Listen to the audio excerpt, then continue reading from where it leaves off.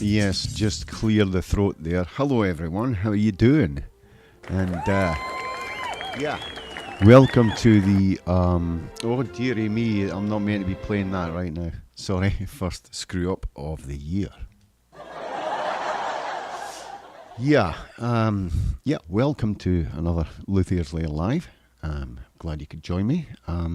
Yes, this will be the first one for 2023.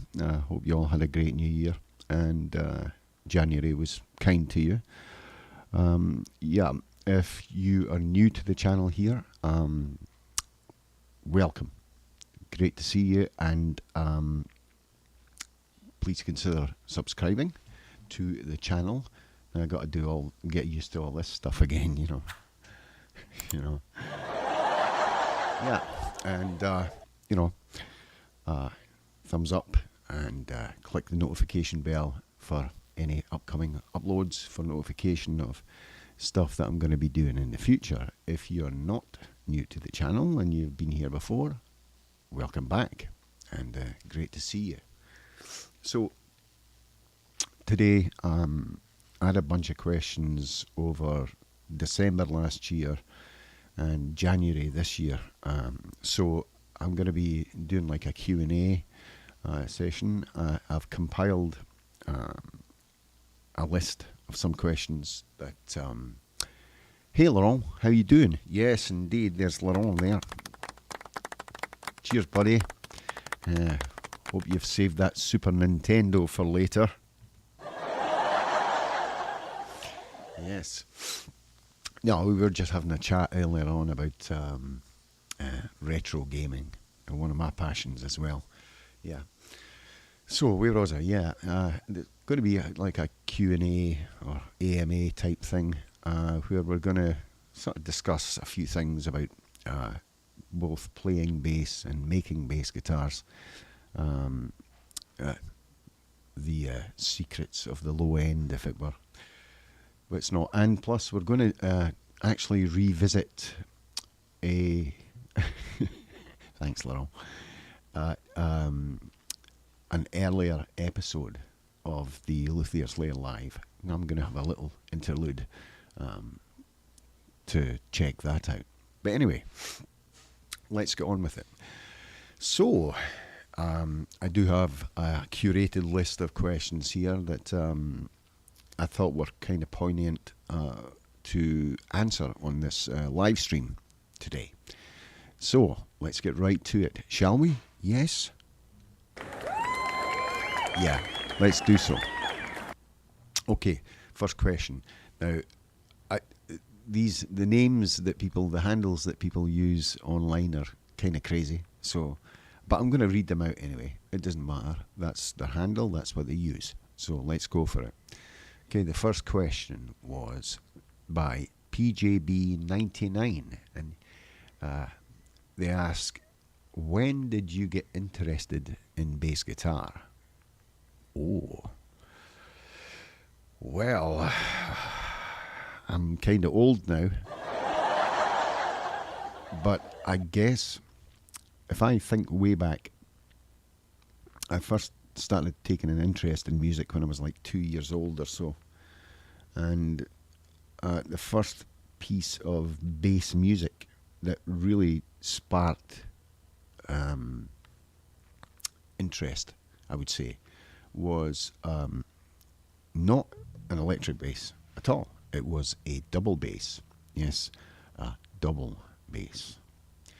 And it was a classical piece. And it was in fact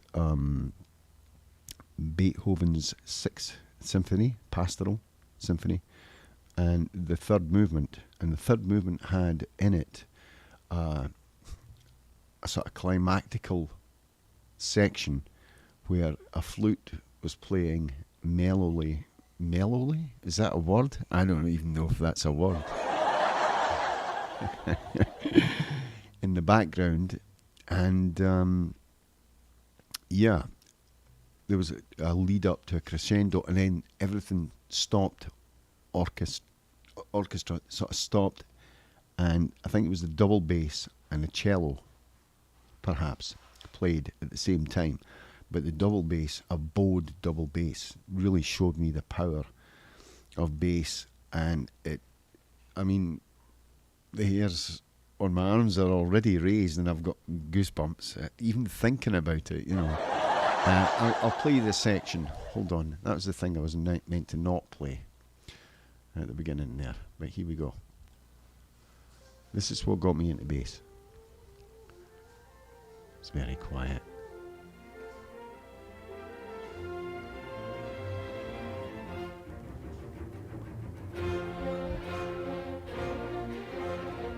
Oh my god, totally awesome, right? Oh god, let's play that again. I mean, it really raises the heckles as it was. As it was? Were. Sorry, I'm being too Scottish, I think. Well, listen, the bowed double bass here. Man, that is good. I do love that piece. And then, you know, from then on, it was, I want a bass guitar, Mummy and Daddy. Mummy, Daddy, I want a bass guitar.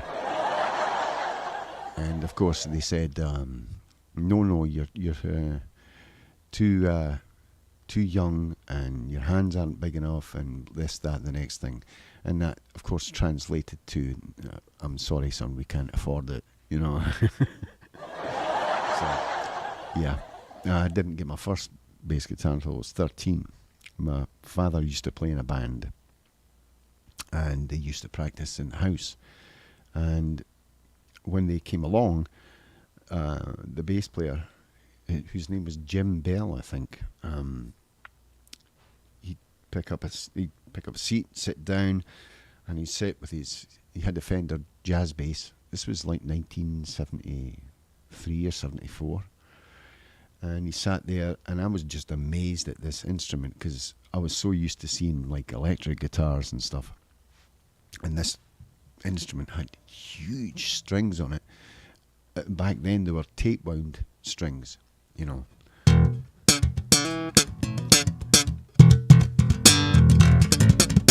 He didn't play that sort of stuff though, not back then. It was like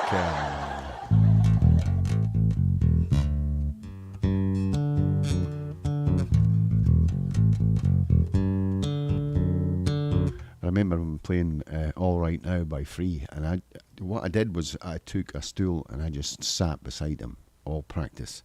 It must have really pissed him off, you know. This little shit sit next to him and watch his every move. So that's how I got into it. And then I was 13 years old when I got my first bass. I'd saved up enough money to go get one. And it was a K bass, a short scale, 30-inch short scale K bass, tape wound, because that's all I really knew. And then I got into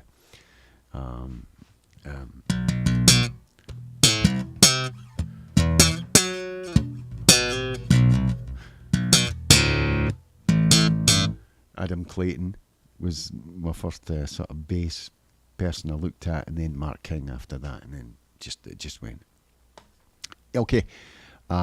Laurent says, have you ever considered building and selling parts? I mean, for example, road-worn like pick guards, wooden bass hangers, bodies, necks. You know, I'm a vintage looking bass freak, so it would be cool. Yeah. Yes, sir. I have, in fact. And I'm actually going to allude to that later on in the stream. I did have a question asked of me about that. So I'll get to that, actually. That's a great question. And yes, I'll be explaining certain things that I'm going to be doing in the workshop this year. Always thought a bass guitar is such a beautiful instrument. Yes, I always think that as well. Bass is such a beautiful instrument, both dynamic range, harmonically, everything about it I love. Okay, next question is from Alioth Bear. Alioth Bear? Alioth? That rings a bell. Alioth is a star in the constellation Ursa Major, which is the Great Bear. Oh, well, a good name, yes. Nice. That's a great name. Well done, sir. Or madam. Whatever. Anyway, moving swiftly on. Yeah. Um, Alioth asks, what is your go-to bass? My go-to bass?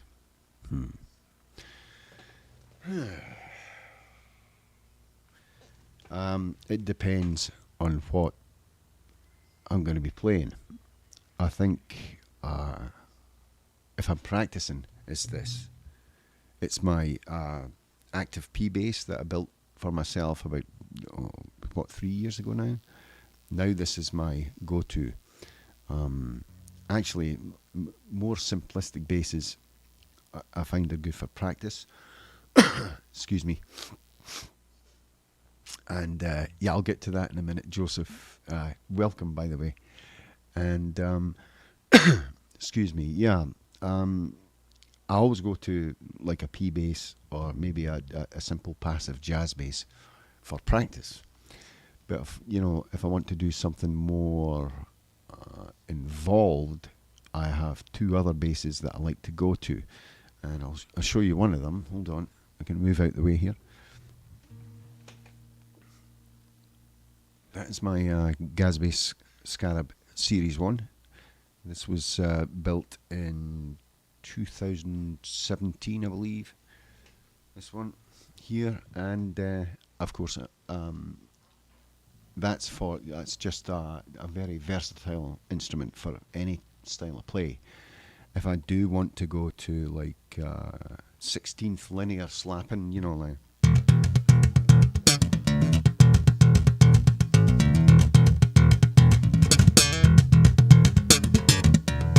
something like that, I'll go to the JD there, up on the wall. You can see its ass there, you can just see the bottom of its ass. So yeah, it's right there. That's my go-to for anything 16th linear slapping, such as Mark King, like Phil Jarvis, players like that, Nick Beggs. With that linear 16th going on, I will use the JD, and of course it sounds just phenomenal, out of this world. And we'll allude to that later on as well, because I think I do have a question on that. Yeah, I do. So yeah, let's have a look at the chat.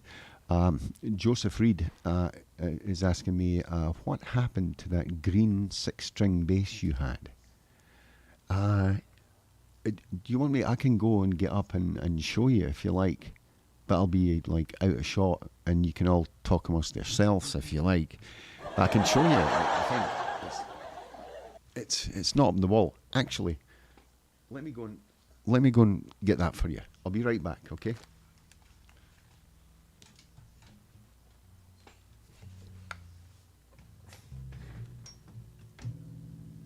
It's all right. I'm not going away forever.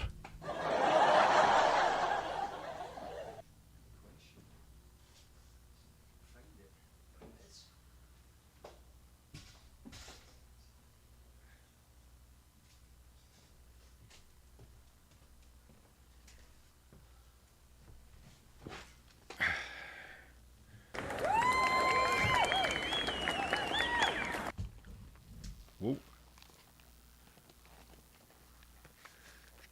Damn headphones. That's the one you're asking about? That one? Yeah. It's off-brand. It's called a Bryce. I got this back in maybe 2007, maybe 2006.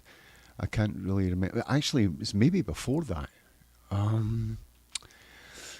made a DVD a long time ago, about in 2001, 22 years ago, called Slappin' Pop. And it was just after making that DVD that I bought this. And it was really cheap. And I've retrofitted it to be active with pickup select switch on it and stuff. But I really can't play it very well. I'm not a 6-string guy. Yeah. Thanks, Joseph. That's hey, man, well remembered. It still works great, it still feels fantastic, but I am not Alain Caron or Steve Bailey. I can play it, but it's tough. I don't really practice the six string at all. I have no room to put this anywhere. Hold on.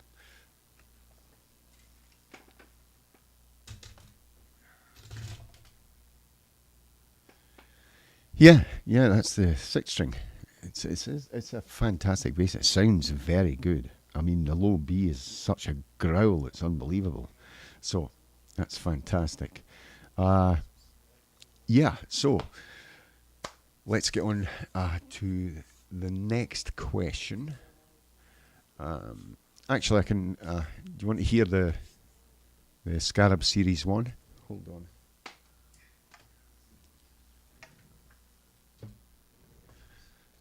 Mute the desk. And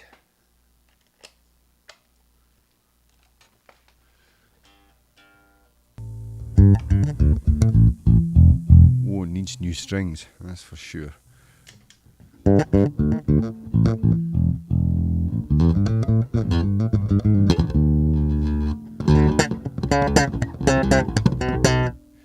There's a bit of a Stingray vibe to it, but it's good for doing,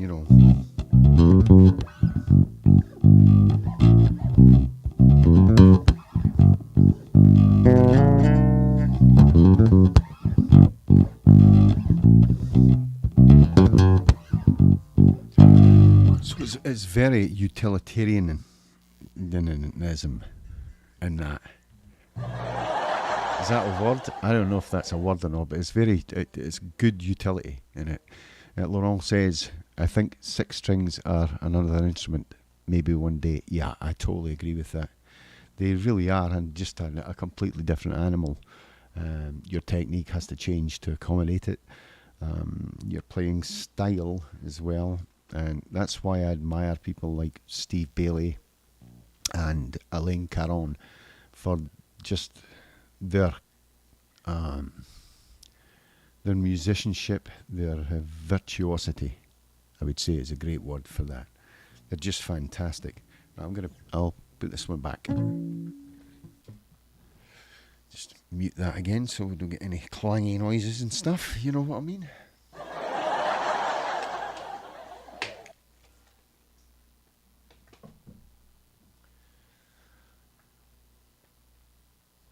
All right. Okay. Back to the next question. And I'm only on question 3 and I've been going, that's not bad. Going for about, 20 minutes so far? Oh my God. Let's get a push on. Gardonk. That wasn't me. Honestly, it's not me. Gardonk asks, how did you get into lutherie and when? Oh, good question. I built a bass back in 1997 called, actually it's behind me. It is there. It's called the Thistle Bass, and it's an absolute joke of a bass. Well, it's not really. It was my first serious attempt, and that was 26 years ago now. Actually, let's pull it down. This is the Thistle Bass. I had been in the United States for 3 years and decided to build a bass guitar because I was still in the process of getting stuff shipped across from Scotland to the United States, and where I now live in Florida. And so I decided to build a bass because I was missing my bass guitars. And I got my Status shipped. The Status is over there somewhere. I got that shipped a little later on, but I built this because I was missing playing the bass.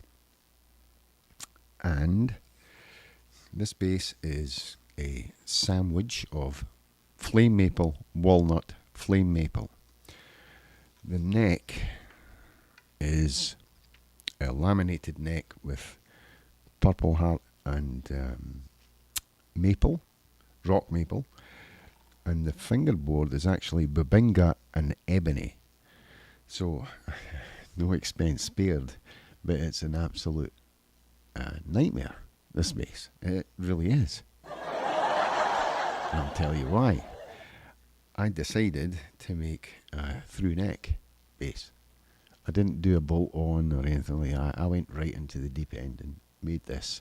Weighs about £9. It's okay. You know, it's got a shellac finish on it that's actually a bit orange peely. Yeah, these were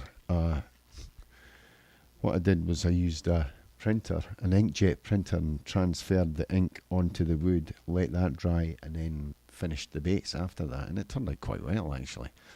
So there's a thistle there and a bald eagle, you know, Scotland and the United States. So it works pretty well. Hold on.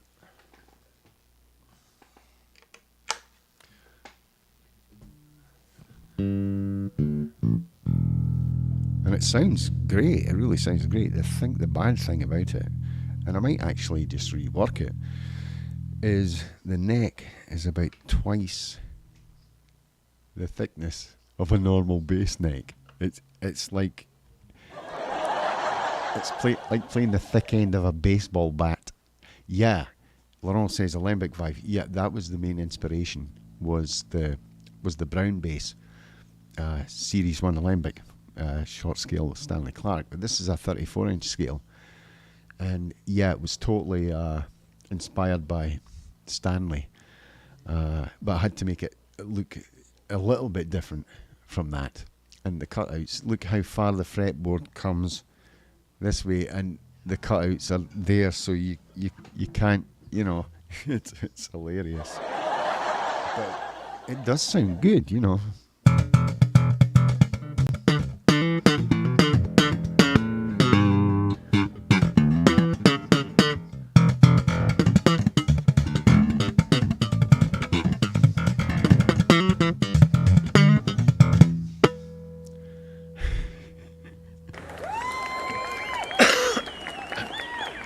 It's very hard to play. You know, your hands like that to get round the neck, you know, and then your fret hands all over the place trying to get round the neck, you know. So yeah, that was the 1997. That's when I really got into it, and the reason is because I did not have a bass guitar with me when I first came here. So I built one, I made one, and then I got bitten by the bug. I just kept on making stuff and making basses, and it was just fantastic fun. Okay, yeah. Let me unplug this now.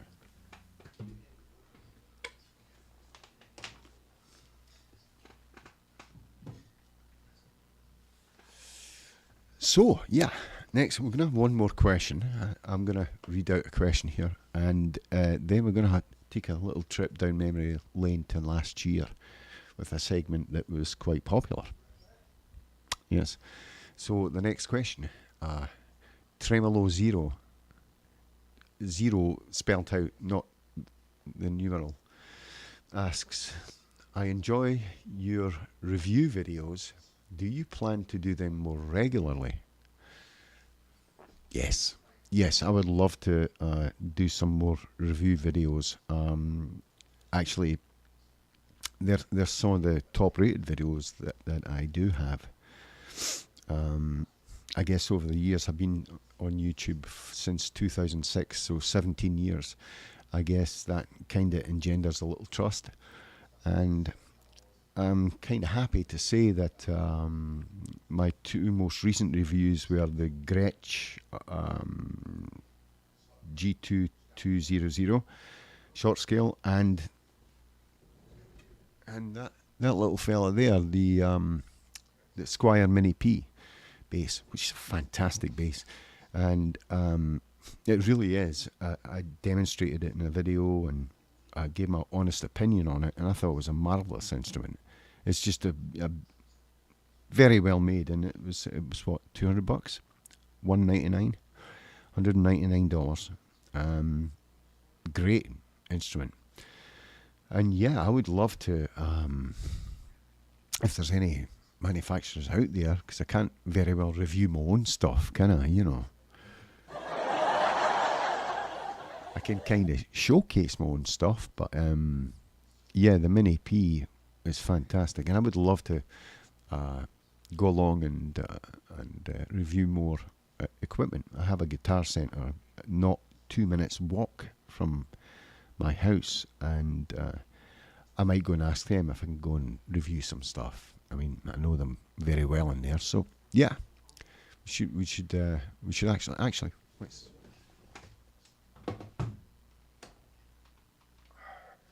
Isn't it fun just to be able to pick a bass up off the wall? Mm.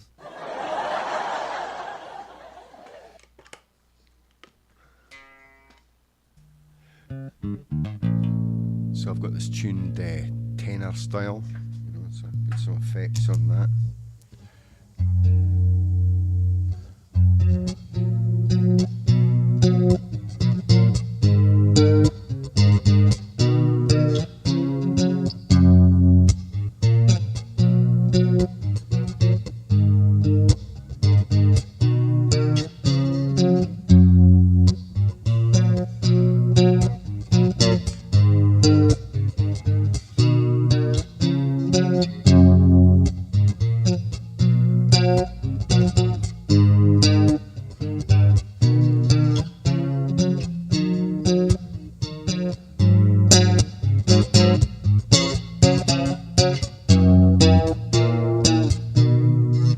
So on and so forth. Thank you.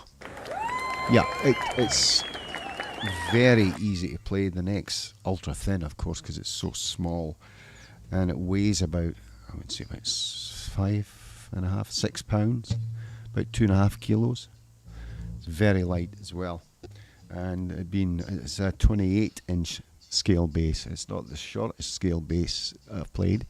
I've played a 25.5-inch scale bass before. Actually made it and auctioned that off for a charity about 3 months ago for the American Cancer Society, and I raised about $500 on that build, so that was really cool.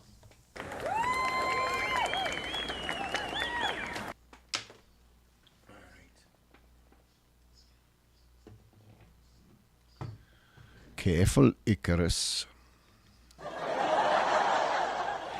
Anyway, at this juncture, even bass has its heroes. Yes, it does. It does indeed, my friend. Well, yep. Anyway, at this juncture, I'm going to take a look back to about a year ago, and something very strange happened in my studio here at one point one night, and I got really scared and didn't know what to do. And that kicked off a series of videos I made called Tales of the Really Weird.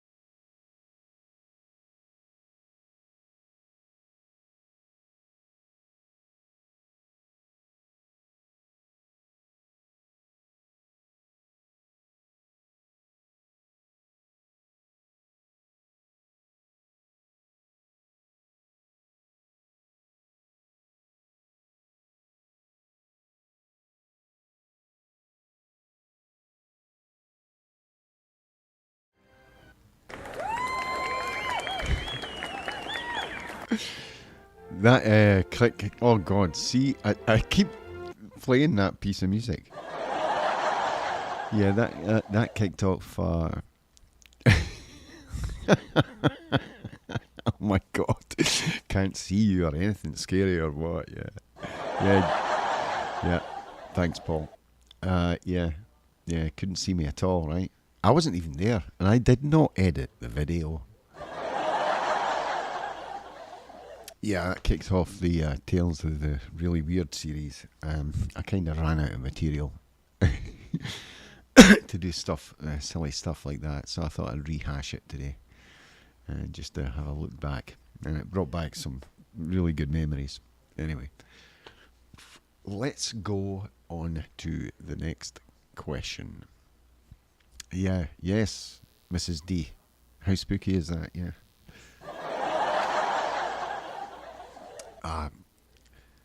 Machine Sentry asks, what got you into making pieces of bass-related furniture?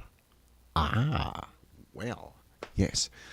I'm currently running a series on making some brand name-related merchandise under the Gasbass brand, and I thought it'd be really cool to have a bass-shaped wine table.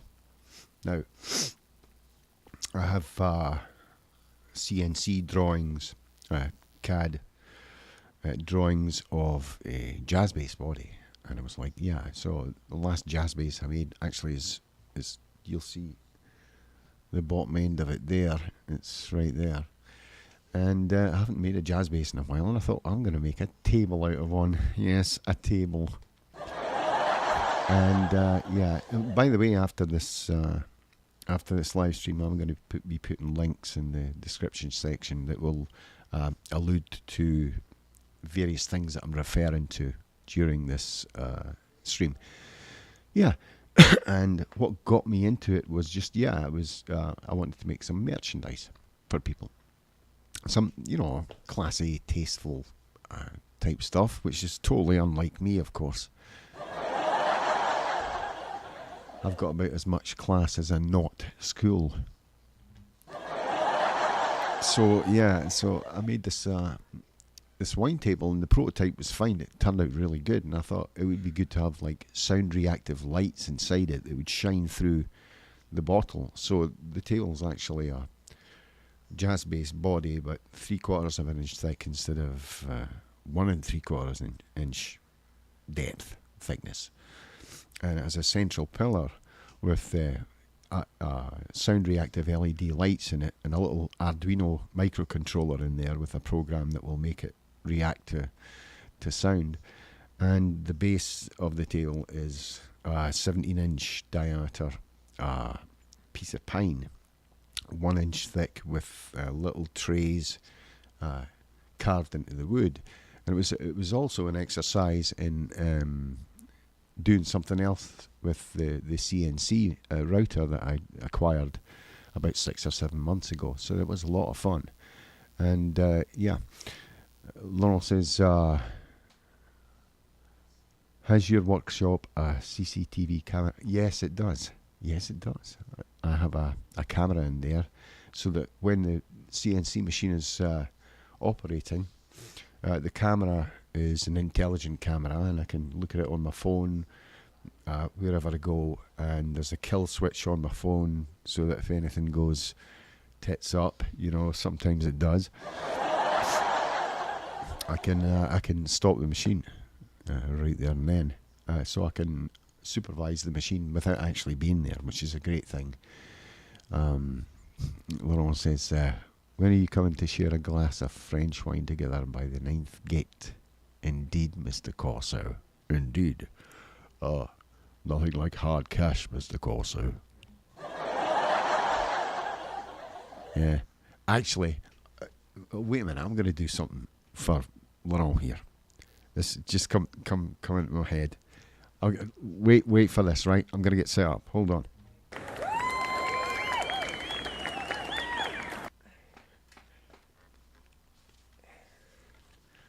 Oh, this should be a bit of a laugh,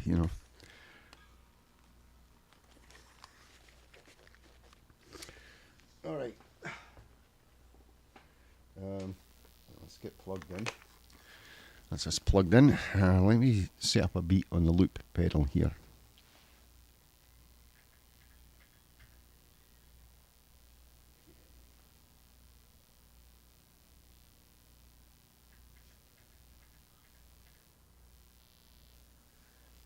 I'm having loop pedal problems all of a sudden.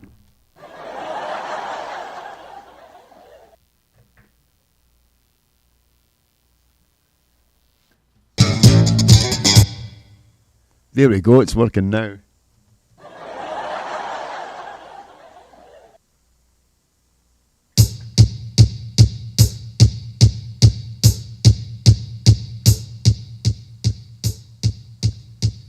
Right, you got that beat? So, let's see if I can do this right off the cuff. Okay.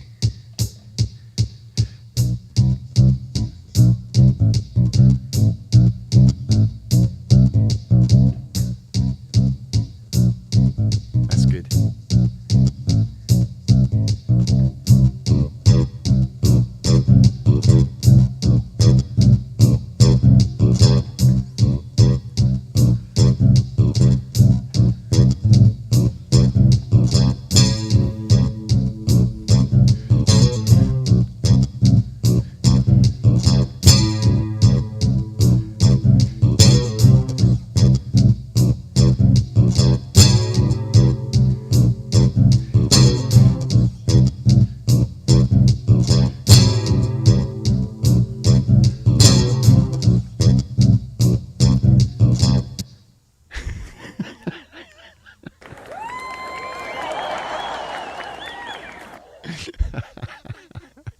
Did you like that little? Yeah. That was one of the some of the theme. It wasn't the main theme for The Ninth Gate with Johnny Depp and Frank Langella. Our favourite film, by the way, me and Laurent. Yeah, it was an incidental piece of music that they played during that movie. So that's awesome, good fun. When you say, I came here to watch your streaming. If you want to expand your personal philosophies, write another book.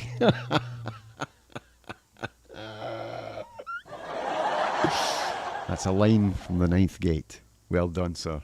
Well done. Fantastic. Okay, let's get on to the next question before I completely lose the plot here.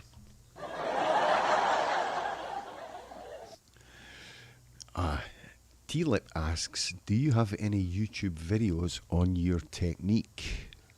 Well, I have several techniques. I guess when I first started posting on YouTube, I mean, Mark King of Lair 42 was such a huge influence on the way I play that it kind of boxed me in. So I tried to learn other techniques, but I guess T-Lip, you're alluding to the Mark King style of playing. And yes, I actually recently made up a playlist on YouTube.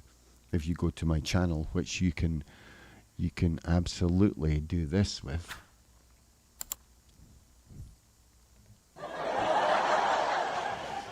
There's like 84 videos in this playlist I made, going all the way back to 2006 when I recorded video on a potato.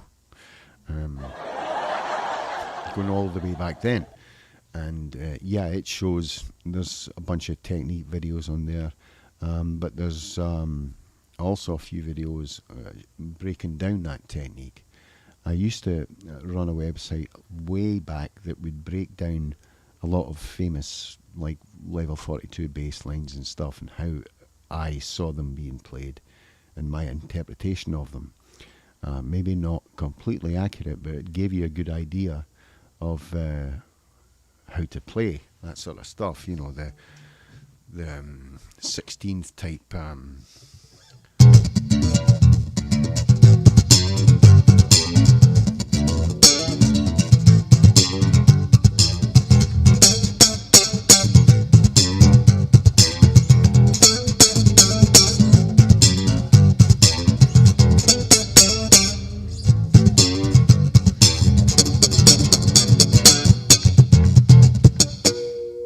that sort of stuff. And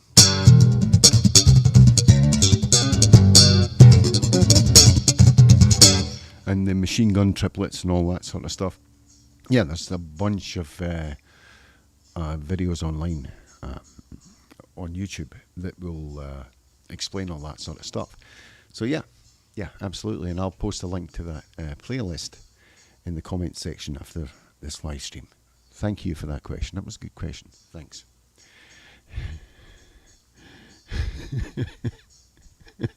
Laurel says, you don't like me, do you? I don't need to like you. You're a customer and you pay well. Are we doing a role reversal here, Laurel? Anyway. Yeah. Richard Gaspar asks, looks like he's from Ukraine. Hey Richard, hope you're well. He asks, how do you make that amazing sound like Mark King? Well, yeah, that's a good follow-on question. I'm going to have to get the JD for this. I guess you're alluding to that particular sound, and you really need a particular bass to do it with. Now, later on in his career, Mark King played GB basses. He even got a Fender jazz bass made for him, and then he went back to Status for forever. And big shout out to Rob Green of Status, by the way. I hope you're doing well, my friend, and I hope you're enjoying your retirement. Be well. Yeah, and then he recently went back to the JD, but yeah, let's get the JD on. Here we go again with bloody headphones and everything.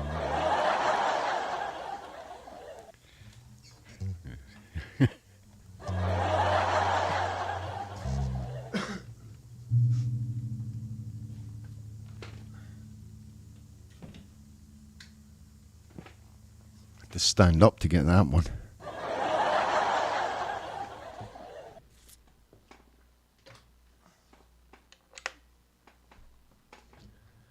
Okay, let's get the cans back on.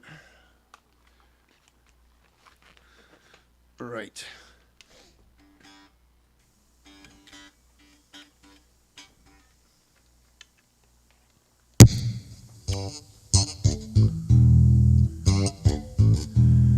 See, you can even tell just by going.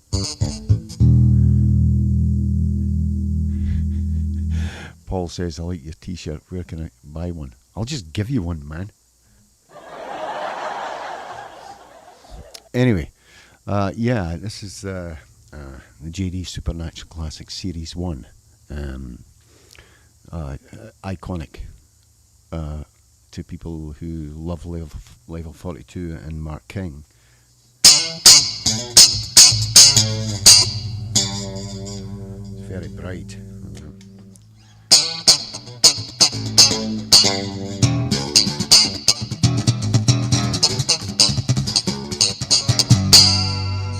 I'm guessing you mean that sound?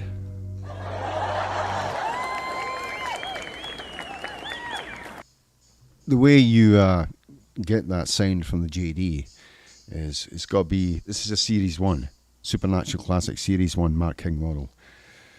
Put it into active mode, get the volume up quite high, the tone up quite high, and then on the active part of the bass here, you've got treble, middle and bass. I put the bass nearly full up. The treble is like midway, and the mid is midway, and the treble is like 75%. All right. Then here's what it sounds like dry.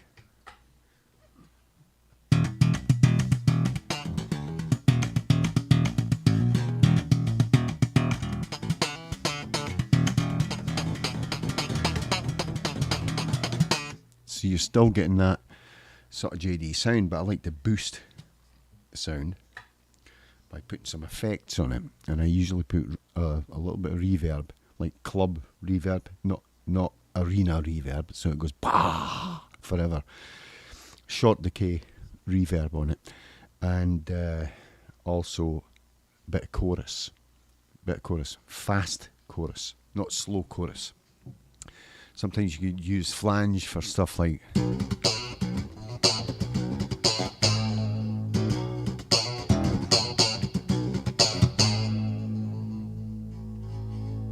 Lost a bit of volume here, hold on. It's better.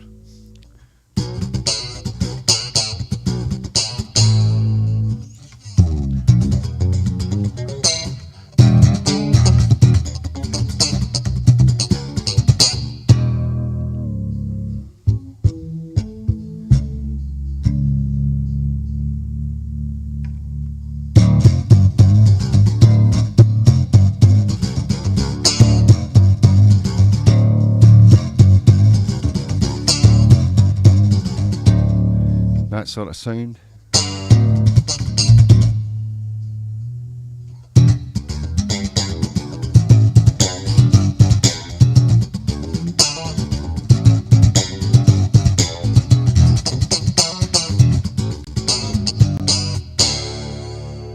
And that's the Mark King sound I remember from like live at Wembley and stuff like that.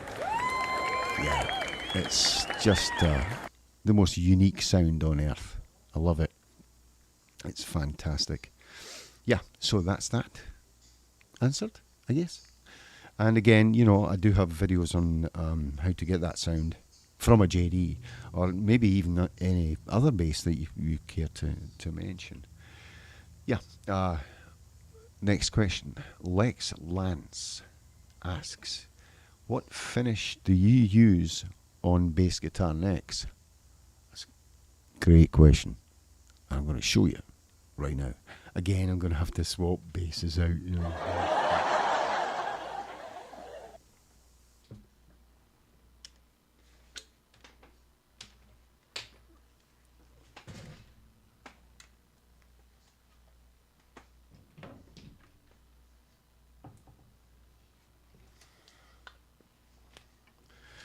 Okay, this is my, it still has the plastic filmy wrappy thing on it. This, I never bothered taking it off. I made this about 5 or 6 years ago. Anyway, yeah, here's a typical neck that I make.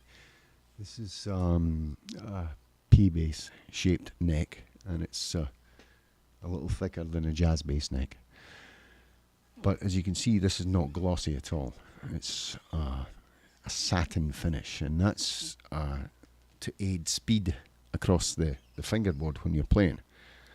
If you use a high gloss finish on the back of a neck, you're going to get sticky. Ooh, it's all covered in jam, yeah. So what you need to do is use an oil finish or a wax finish, and what I usually use for the back of a neck, whether it be maple or oak or whatever, I will use tongue oil. Tongue oil for that piece of manufacturing and finish. Tongue oil is an oil that will absorb readily into even maple. Maple's a very close-grained wood, and maple takes a little while to dry. So I actually, you're not meant to do this, but I actually thin out the tongue oil so that it penetrates into the wood a little more, gets in there, and then it crystallizes very finely. So you get a very hard finish with tongue oil, but it's a satin finish, and it does not impede your fret hand going up and down the neck. So yeah, I use tongue oil on the neck. Thank you for the question. Next one. Axe of Evil. Oh, that's good. Axe of Evil asks, what is your favourite neck wood? I gotta say it's maple. Absolutely. It's the standard. Everyone uses it. Also, I also build bass guitars with oak necks and oak fingerboards. If it's been kiln dried properly, oak is very good. You have to fill it and seal it. It needs a lot of filling, whereas maple needs no filling at all because the grain is so tightly knit. It doesn't really need to be filled, but you have to seal it after sanding it. So, excuse me. Yeah. So that's where I go with that. My God. Sorry about that.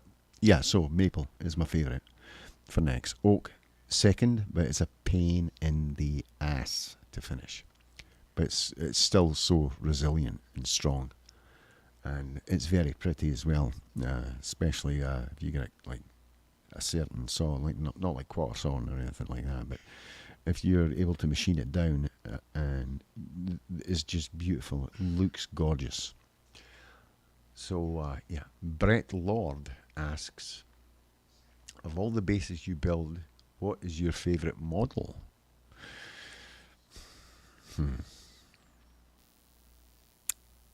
I don't know. I really don't know. I don't know the answer to that question.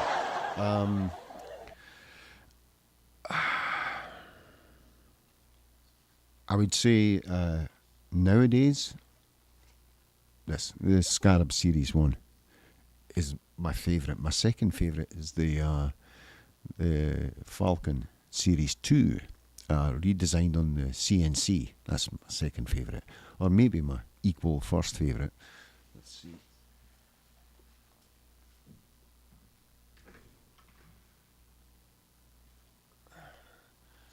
There you go. That's the redesigned.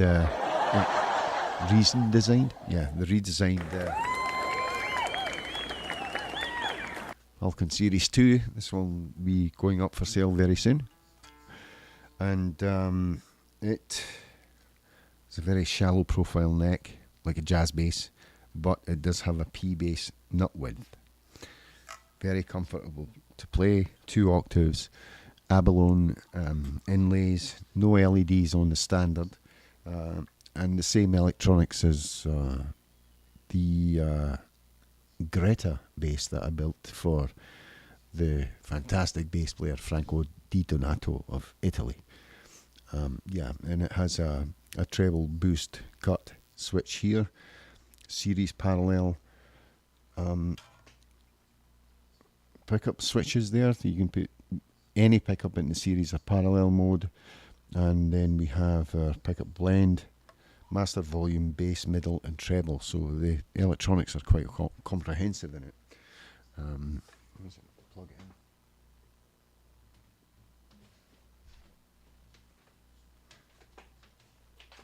Sorry about this, so organised, right?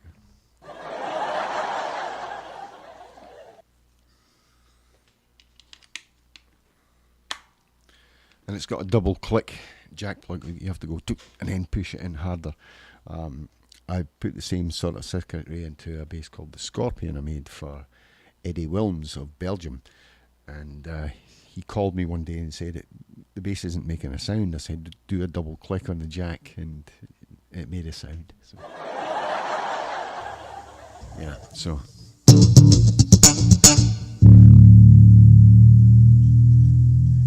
Must have been playing The Chant Has Begun on that one,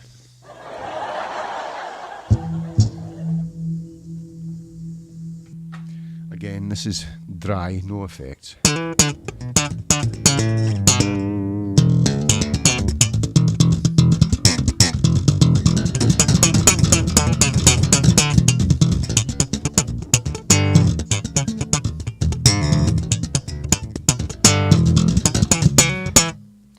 And then some effects on it. Sounds really nice.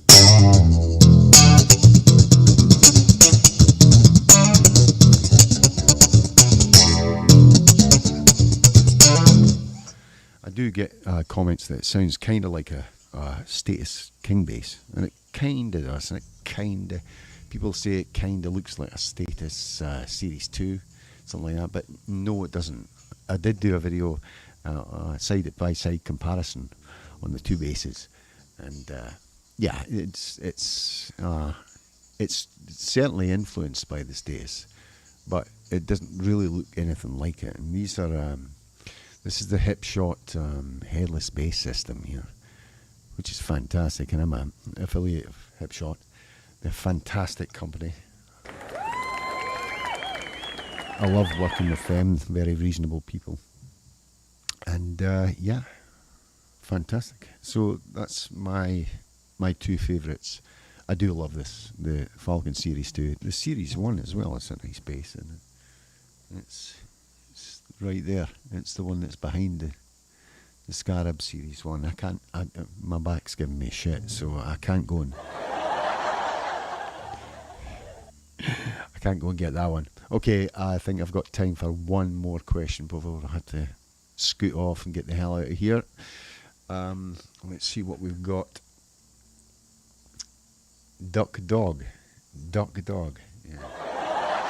Duck Dog asks, what wood do you like the most for the bass body? I have two favourites.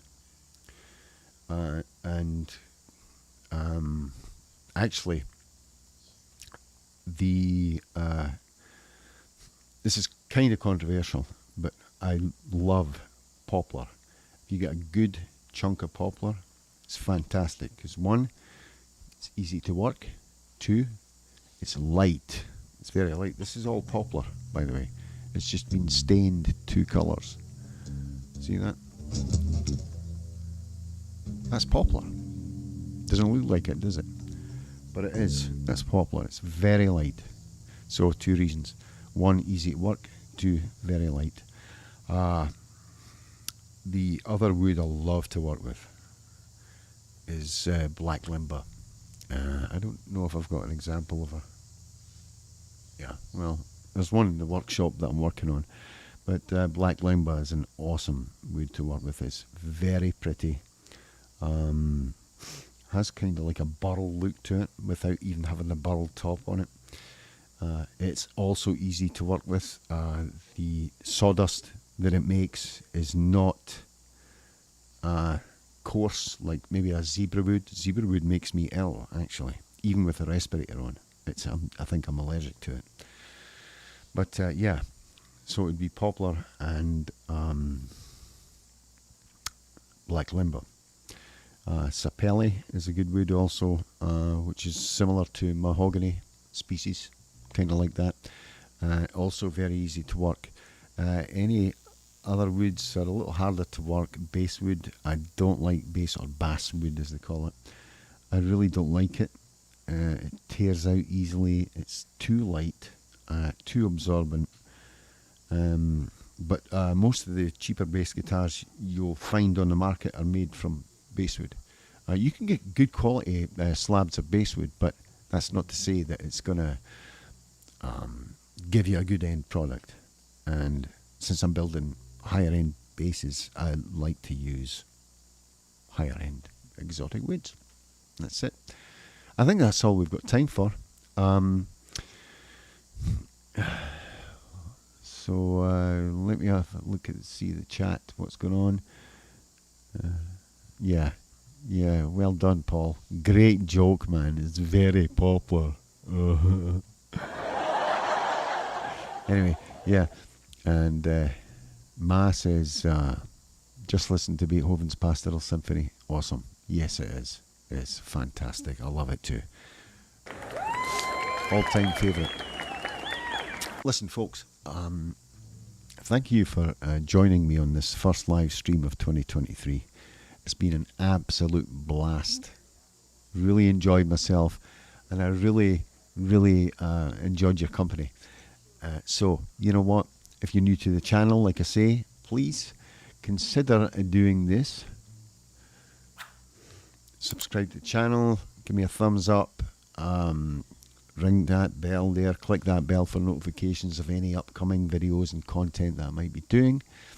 If you're a member of the channel and you are not new to the channel, then thank you again for joining me, and thanks for all your support.